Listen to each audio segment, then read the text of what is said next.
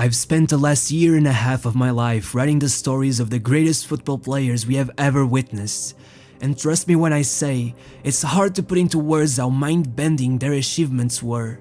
At times 15 minutes isn't enough, sometimes not even close. With Lionel Messi, that's exactly what happened. It's impossible to capture the magnitude of his career in any sort of media. You had to be there. You had to rise up from your couch every time he did the impossible. You had to scream out his name at every perfectly timed shot from outside the box. You had to be there when it started, right? To this very moment where you stared at the highlights of his career and begged the football gods for it not to end. For one more body feint, maybe 3 or 4 in a shape over the goalkeeper at the end. One last celebration, one more time where you can look at your friends' faces who are just as euphoric as you and say, for one final time, wow, it's from another world. As we approach that final moment, it's time I try my best at telling you how one becomes a footballing god, how one becomes Lionel Messi. The day was the 24th of June 1987 in Rosario, one of the biggest cities in Argentina, and a baby was born. His roots expanded far across the Atlantic Ocean from both sides of his family and Italian ancestors who arrived in Argentina following World War II. Italy was left in a state of chaos. Life was getting harder every day, and in Argentina, foreigners were not only welcomed, they were in great demand thanks to a shortage of labor. So they sailed off, hoping to forget the horrors of war and move on. But the Italians, though they made up a great part of this exodus, weren't the only ones. Messi's great-grandmother, from his father's side, came from another place in Europe, Catalonia. As she left it all behind, she could have never known that one day her grandson would be the region's biggest symbol, the new ruler of Barcelona. Growing up in a country like Argentina back in the late 80s, you'd pretty much be peer pressured into loving football. They were living the grand old days back then. Maradona was still going strong. Actually, the year Messi was born just happened to be Maradona's highest goal-scoring season ever. To add insult to injury in a good way, Messi's family happened to be filled with football fans. As long as he was around the other kids in his family, he pretty much had to play, and he was always among them, being the youngest of 3 brothers who all pursued football at some point. And they weren't even the only ones. 2 of his cousins would become professional footballers as well. His younger cousin, Emmanuel, even went on to play in the Bundesliga at one point. At 4 years of age, Messi was playing football by himself at a pitch near his house, where Grandoli, a small club in his town, had their training sessions. Messi was repeatedly kicking a ball into a wall when the club's president, Salvador Aparicio, walked by frantically. You see, the youth team had a match to play very soon and there weren't enough kids, so Salvador went up to Messi and told him to go ask his mom if he could play. At first, it didn't go as planned. Messi's mom would say, No, he's no good at football and anyways he's too small. Thankfully his grandma was there and she wasted no time saying, Come on, let him play, it won't do him any harm. This moment changed Messi's life forever. Had his grandma not been there, he probably would have not joined the team, and had his mom not worried so much, the president wouldn't have said the following words. Don't worry, I'll play him in the right wing, so he'll be by the stands near you, in case something goes wrong. Little did he know, he had just defined great part of Messi's career. When Leo started playing, everyone was in shock. He ran through the pitch as if the other kids weren't there. It almost seemed unfair how much better he was. When interviewed about how it was to watch him play back then, Salvador said, Believe me, he already did all the incredible things he does today. The only difference was that the ball came up to his knees. We worried about his size. He never seemed to grow much, but we all said the same thing. We got the next Maradona in our hands. Everybody could see it, everybody knew, it's like he had been born with it. Even at school, teachers had to pay extra attention during recess because kids would literally end up fighting each other over having Messi play in their team.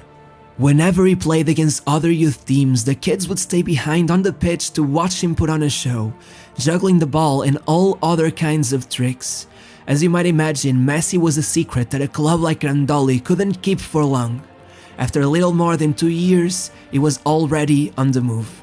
The biggest club in Rosario was Newell's Old Boys. Their academy had provided the Argentinian national team with more players than any other, and naturally, Messi was a big fan. After all, his first ever birthday gift had been their jersey. As Leo played his last season at Grandoli, Maradona had begun playing for Newell's, and of course, Messi's family made sure to take the kids to watch him, and so by the next year, Messi had joined the club as well. Aged only 6, in his first ever game for the club they won 6-0. Messi scored 4. I guess he was setting the tone because this youth team would become known as La Máquina del 87. It seemed that having a young Lionel Messi wasn't enough for Newell's. This youth team contained a bunch of other youth talents. From very early on, people realized they were incredible. Any squad who faced them was utterly demolished, with no chance whatsoever. They would play 7-a-side until the age of 11, by which they had been invincible for 3 whole years, never once coming close to losing. Throughout all of this, Messi's main influence when it came to football weren't his brothers or his cousins or even his father. The one to show him the ropes was actually his grandma. Her name was Celia, and she seems like an amazing person. She was the one who encouraged him to play the most from the beginning. She brought him to his first training session, got his parents to buy him the first pair of boots, and once she even convinced the coach to call Messi up for a game. Messi loved her, I guess he still does. He once told the press that when he was a kid, he used to fight his cousins over who would get to sleep over at her house. Celia was ahead of everyone else. She had this ritual. Whenever she took Messi to practice, instead of wishing him luck or literally anything else, she would say, "Remember, one day you're gonna be the greatest football player in the world." The year between the ages of 10 and 11 was perhaps the toughest in Messi's childhood. First of all, Celia passed away, and it took a toll on him. He has said that to this day he still thinks about her all the time when playing football. He said there isn't one particular thing about her that could portray what she meant to him. He would have to know everything about her. It wasn't just the fact that she loved him that made her so important, it was how she showed her love for him.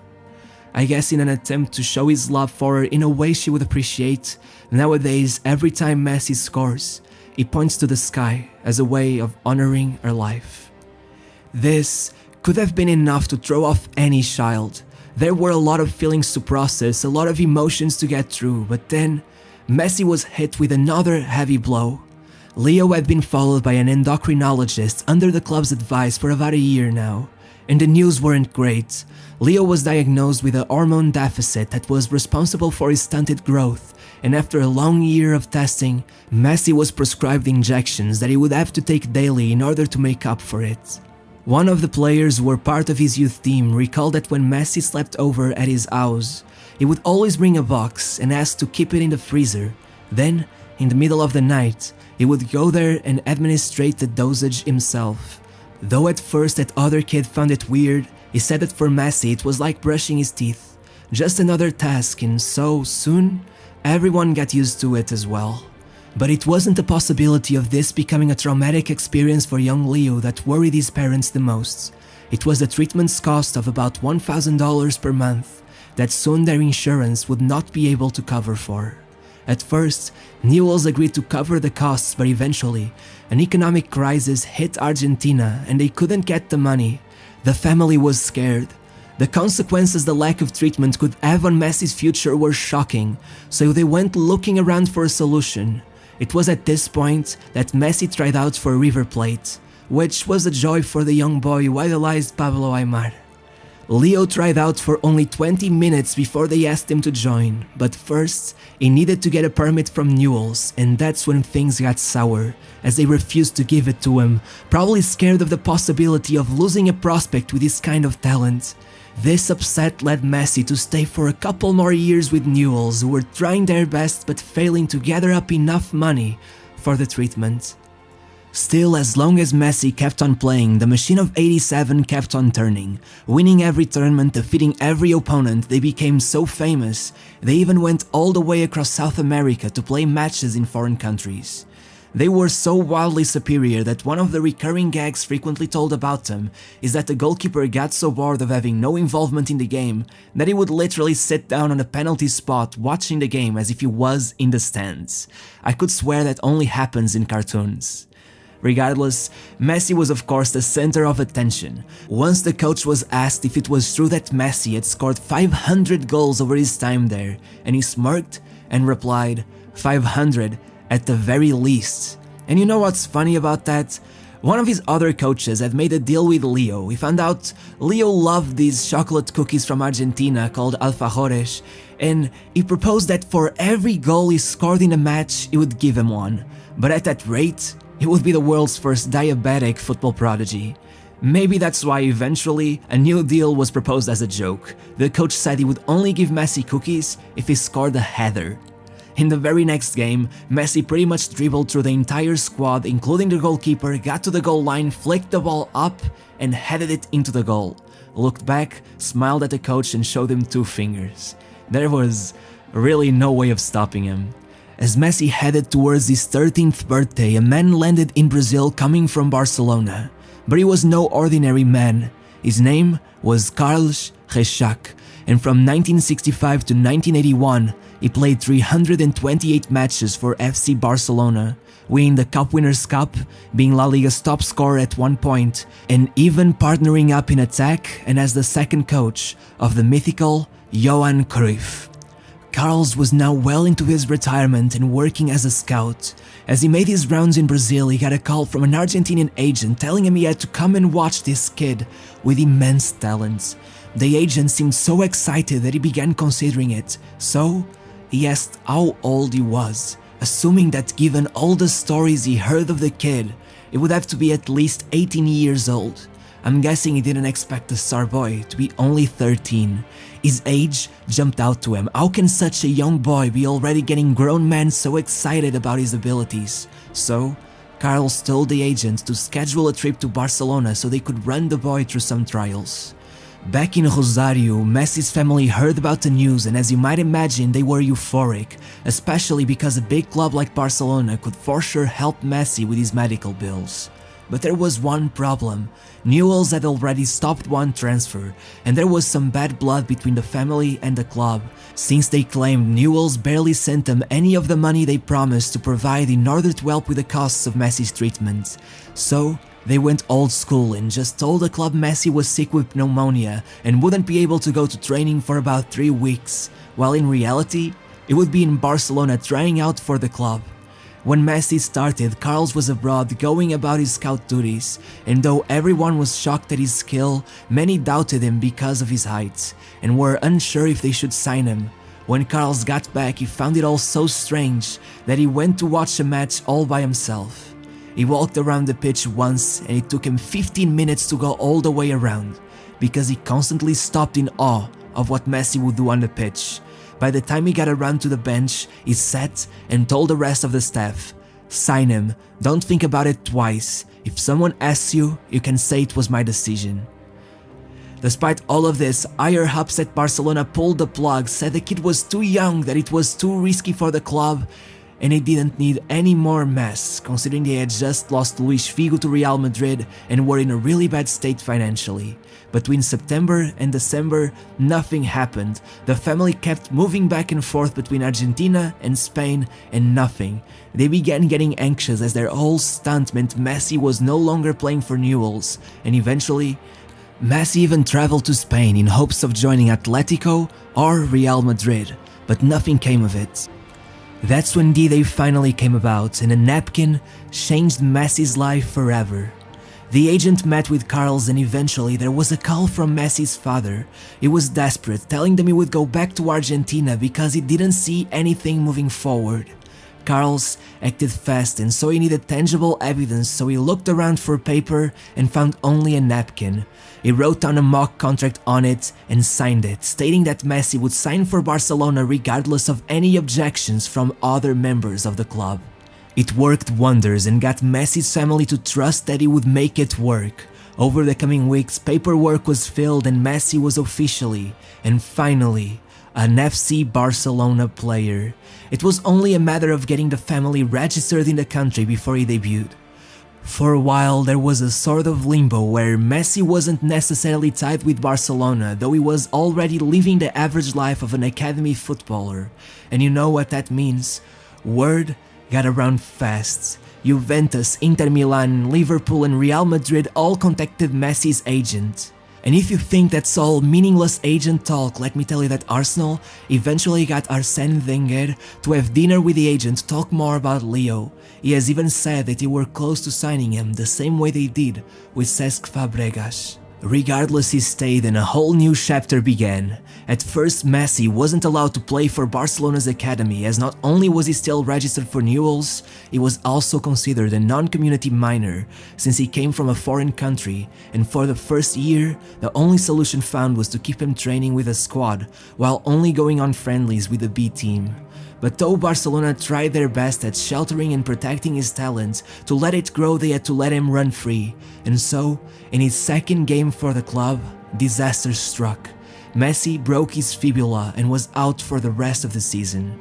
There was worry that he would struggle to get back to his usual frenetic play style, but once he was back, he finally got to enroll in the Spanish Federation, and he was so incredible that quickly he got promoted to the under-16 squad, being trained by Tito Villanova and playing alongside some of the biggest talents in Spain. Kids whose names meant nothing back then, but would one day be heard all around the world, like Cesc Fabregas and Gerard Piqué. Both players would leave Barcelona for England soon after, so maybe Messi moving to Arsenal wasn't that far-fetched at all. Over his first days with the squad, Messi was very shy. They say he was so quiet entering the locker room for the first time that some people didn't notice him until he had already sat down. Once he got on the pitch, the coach asked what position he liked playing at. One of the other players said that everyone was scared. They had heard insane stories about Messi, and they all thought that if he picked their spot, it was over for them. The goalkeeper of that squad has been quoted saying that he felt the only way to stop him was to pull out a pistol and shoot him, but honestly, he would probably dodge it. But that doesn't mean Messi was invincible. His health problems remained, and though there were no more worries regarding him not getting the treatment he needed, it turned out that at this point, the treatment was a gift and a curse. While still going through his first years, the treatment took a toll on Messi's body, and it was evident by his lack of stamina. Looking back at his first interviews, you can see him lament that he was unable to keep up with the pace of the other kids, but still, whenever he did find the energy to perform, he was unparalleled. With a never-seen playstyle, it seemed he had taught himself a whole new way to approach dribbling. Even though many compared him already with Diego Maradona, it was also obvious that the aggressiveness with which he moved forward, the quickness with which he slightly adjusted the ball seemingly once every millisecond made for moments that could not be forgotten. It was as if Messi was an artist carefully, deliberately putting down one brushstroke at a time, slowly painting the background as he patiently waited for the moment when his creativity would finally be unleashed on the canvas.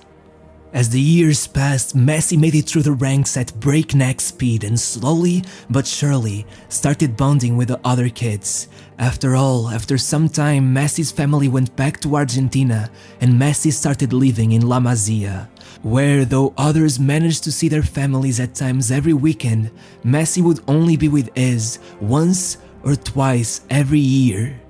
Regardless, Messi persevered, and by his fourth year in Barcelona, as he turned 16 years old, he broke a record, playing for 5 different squad levels in a single year. Before him, no one had managed more than 3. That year, he started for the under-19 B squad, moved on to the under-19 main team. Then, oddly enough, he got called up for the first team and only then to the C and B squads, proving he was incredible at any level, no matter what. The debut for the first team happened because Barcelona were invited to play a friendly against FC Porto in what would be the opening ceremony of the Dragão Stadium. But there weren't enough players available, so they were forced to bring in academy players like Messi to fill up the squad. Here's a story for the fans of the channel. As some of you know, I'm from Porto, and what you don't know is that on that day in 2003, My parents went to watch the match, hoping to catch a glimpse of Barcelona greats like Ronaldinho, Xavi, Overmars, Kluivert, etc. Well, aside from Xavi, none of those players were available, which I'm guessing was terribly disappointing to them. Little did they know, they were getting to watch the first 16 minutes of a 16-year-old who would become Barcelona's greatest ever player. Now, the thing that really matters to me is that they didn't bring me along. I've asked them where they left me and they don't even remember. So yes, I'm still pissed, and yes, I'm considering the possibility of filing in for a child abuse case. By the way, just a few months later, they also went on to watch Cristiano Ronaldo's debut at the Euros in that same stadium, and they also didn't bring me. But that's just my childhood trauma, so moving on.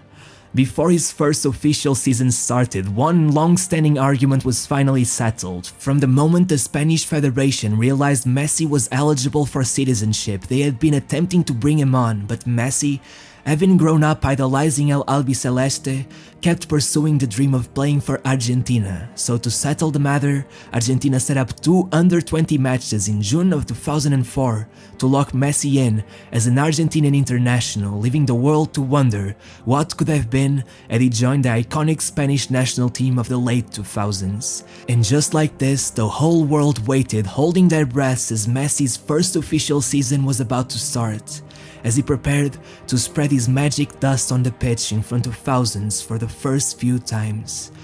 I hope you enjoyed the stories, and if you did and want to keep watching, the next episode covering Messi's journey towards his first Ballon d'Or will be coming out next week on Saturday, or maybe it already came out by the time you're watching, so either check if it's on the channel already, or stay tuned and maybe turn on notifications if you want to be notified once it comes out. Thanks for allowing me to make these videos, it means the most. See you next week. Bye.